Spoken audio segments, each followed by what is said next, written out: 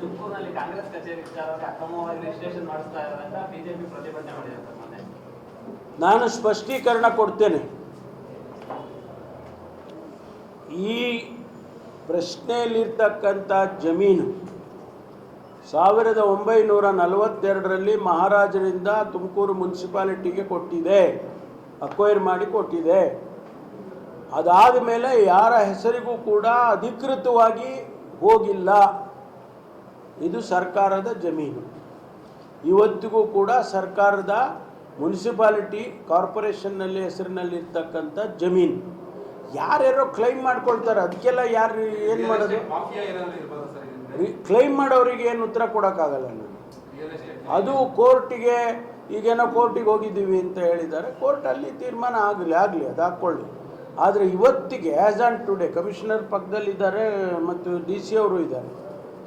ಯಾರು ಕೂಡ ಅನಧಿಕೃತವಾಗಿ ನಾವು ಮಾಡೋಕ್ಕಾಗೋದಿಲ್ಲ. They are all responsible officers. I am A responsible representative of the government.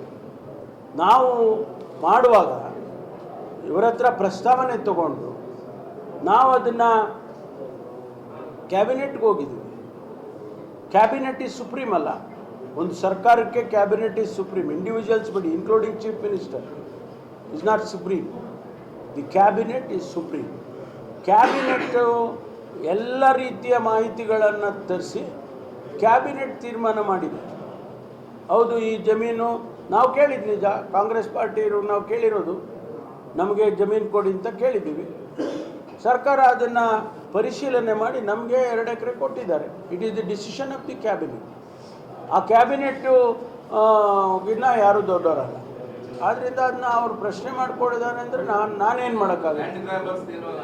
ಅದಕ್ಕೆ ನಾವು ಇವತ್ತು ರಿಜಿಸ್ಟ್ರೇಷನ್ ಮಾಡುವಾಗ ರಿಜಿಸ್ಟ್ರೇಷನ್ ಮಾಡುವಾಗ ಕೆಲವರು ಬಂದು ಅದು ಪ್ರಶ್ನೆ ಮಾಡಿದ್ರು ಅಂತ ಕೇಳಿದೆ. ಅದಾಗಿ ಇವತ್ತು ರಿಜಿಸ್ಟ್ರೇಷನ್ ಆಗಿದೆ.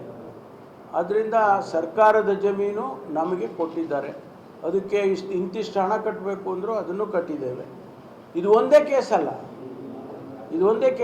ರಾಜ್ಯದಲ್ಲಿ ಭಾಳಷ್ಟು ಕೇಸ್ಗಳು ಈ ರೀತಿ ರಾಜಕೀಯ ಪಕ್ಷಗಳಿಗೆ ಕೊಟ್ಟಿದ್ದೀವಿ. ವಿದ್ಯಾಸಂಸ್ಥೆಗಳಿಗೆ ಕೊಟ್ಟಿರೋದು ಬೇರೆ, ಬೇಕಾದಷ್ಟು ಕೊಟ್ಟಿದ್ದಾರೆ.